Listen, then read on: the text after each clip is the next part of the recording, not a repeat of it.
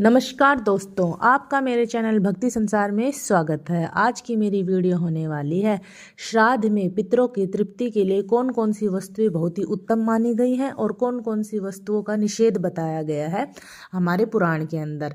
तो आइए हम उनकी कुछ सूची है जो मैं आपको बताने वाली हूँ। आइए शुरू करते हैं अपनी वीडियो। ऐसी ही खूबसूरत जानकारियों के लिए मेरे चैनल भक्ति संसार को सब्सक्राइब करना बिल्कुल भी ना भूलें।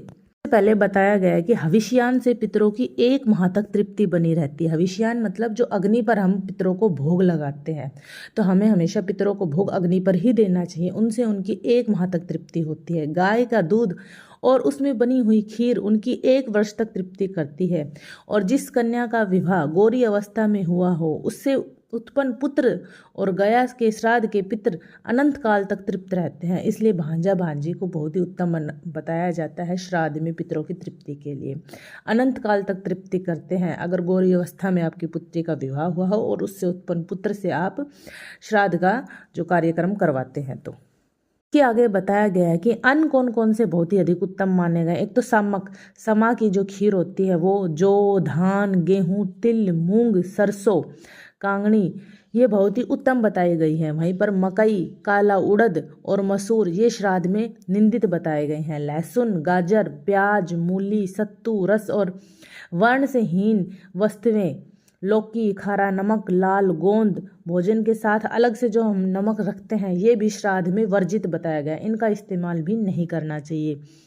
इसके आगे बताया गया है कि जो धन हमें कन्या को बेचने से प्राप्त हुआ हो, अन्याय से प्राप्त हुआ हो, वो धन भी श्राद्ध के लिए बहुत ही अधिक निंदित बताया गया है। जहाँ से ऐसे सरोवर से हम अगर जल लेके आए हैं जहाँ गाय की प्यास भी ना बुझ सके, जो अधिक रात का भरा हुआ हो, जिसको सब लोगों ने छोड़ा हो, ऐसे जल को भी हमें पितरों की उसके लिए तृप्ति के लिए इस्तेमाल नहीं करना चाहिए। वहीं किन किन का दूध वर्जित बताया गया है।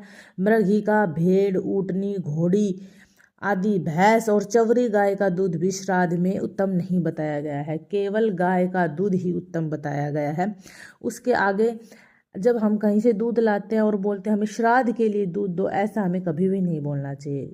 इस तरीके से मांग कर लाया हुआ दूध भी वर्जित बताया गया है हमारे शास्त्रों में। अगर हमें श्राद्ध के लिए दूध चाहिए तो हम सिर्फ ऐसे बोले हमें दूध दो, ऐसे नहीं हमें श्राद्ध के लिए दूध दो। तो इसकी एक आगे और एक लिस्ट है कि कौन सी भूमि पर हमें श्राद्ध का कार्यक्रम करना चाहिए, तो वो बताएंगे हम अपनी नेक्स्ट वीडियो में। ऐसी ही खूबसूरत कहानियाँ सुनने के लिए मेरे चैनल भक्ति संसार को सब्सक्राइब करना बिल्कुल भी ना भूलें।